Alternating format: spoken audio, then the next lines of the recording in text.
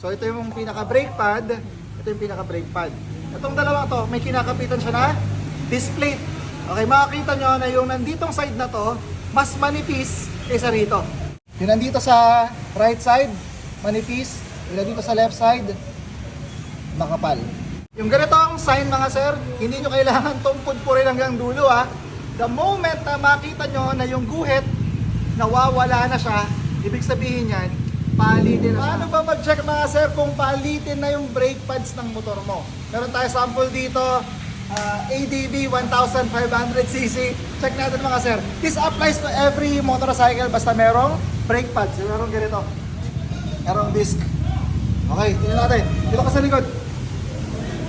Meron tayong papakita. Hindi mo pa siya tinatanggal. Kita na rito, Jade. Ewan ko kung makikita dyan sa camera. Meron kasing dalawang brake pads yan. Isa sa kanan, isa sa kaliwa. Makikita rito na itong side na to, mga sir, manipis na siya as compared dito sa left side. Left side and right side. So may makikita kayo parang sandwich ganito, Jade. Oh. So ito yung pinaka-brake pad, ito yung pinaka-brake pad. Itong dalawa to, may kinakapitan siya na disc plate. Okay, makikita nyo na yung nanditong side na to, mas manipis kaysa rito. Tira mo, Jade. Ewan ko mapofocus mo. Ako, kita ko eh. Yung nandito sa right side, manipis.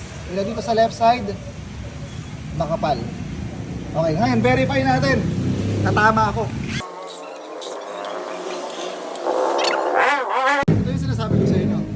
Yung right side, okay, makapal as compared sa left side. Tama ba ako, Jade? Yes, sir. Okay. Tanggalin pa natin ha, tanggalin natin. Hilahin na natin to.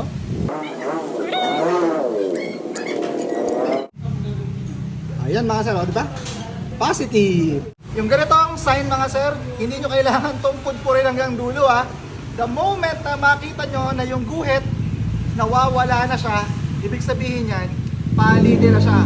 Tapos mga sir, lagi kong ina-advise is every 12,000 kilometers. Actually, mga 10,000 to 12,000 kilometers, yung brake pads nyo, pinapalitan talaga yan. So, kagandahan, meron tayong pamalit dito na affordable. Alam nyo mo kung magkano brake pads sa mga Honda? 480 to 550 sa kasa to. Depende sa motor. Ang kagandahan mga sir, syempre, bibentahan ko na kayo. Meron tayong SeaWorks Toyota Tucson mga sir na worth 200 plus to 300 pesos lang depende sa motor na meron kayo. Raider FI, NMAX Aero, Honda Click, ABV, kompleto tayo niyan mga sir, nasa comment section lang. Nasa comment section lang yung link mga sir. So check natin to. Hopefully meron tayong kapareho. Okay, PCX ADB 150 front. SeaWorks Toyota Tucson. Ayan oh. Mga sir, this is a ceramic brake pad mga sir. Mas maganda sa init, mas matibay, and long term ang gamit niya. PCX ADV, Raider FI, NMAX Mio 125 Aerox, NMAX rear kasi ang NMAX dual disc brake. Meron din tayong Honda Beat, Click V1 and Bergman. Then last but not the least, Click version 2. Nasa comment section yung link mga sir, kompleto tayo niyan. So kabit na natin to sa ating ADB 1600cc. Tignan mo naman yung difference, G. Okay, ito yan para dyan. Ito para dyan. Sukat na sukat. Okay. Pakita natin mga sir yung kapal. Yung difference sa kapal. Layo na nung nawala. Dapat ganito yan pag brand new pa. Wala na siya. So, kabit na natin. Goods na, kita Jade? Yes, sir. Pinagkaiba.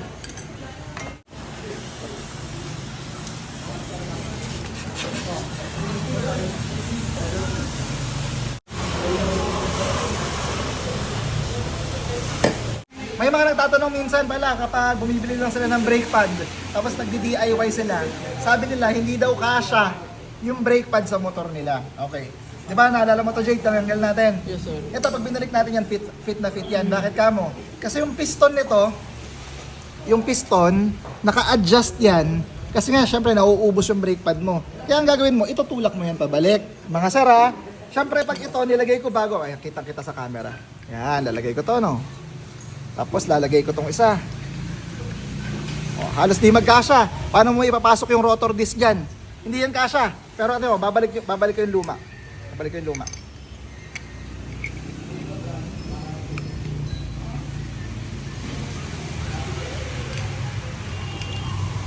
O, di ba maluwang? Kita nyo, merong clearance. Kasi nga ito, pudpud na. Anong gagawin? Tulak mo lang. Tulak mo lang yung ano mo. Yung piston mo na to. Style dyan is, lagyan mo lang dito ng kalang. Yan. Kung ABS yung motor, mas maganda is pakawalan nyo dun sa ibabaw. Sa may brake master.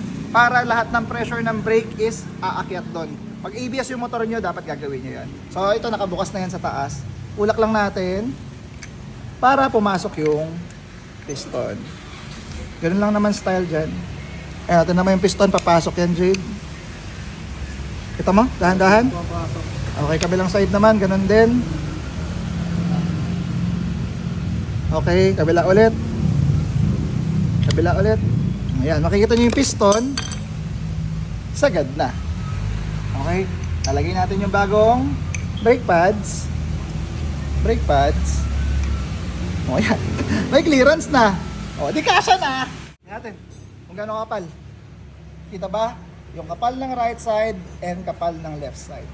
Dapat ganyan pag kabit nyo ng brake pads. So yun mga sir, ganun magpalit ng brake pads. Ganun din mag-check kung makapal pa or manipis na yung brake pad. But we recommend na 8,000 kilometers, check nyo yung brake pads nyo. Kasi usually, at 10,000 kilometers mga sir, doon na siya nagsastart talaga na masagad nyo yung brake or friction material ng mga brake pads nyo mga sir. That's it. Yes sir. Basic.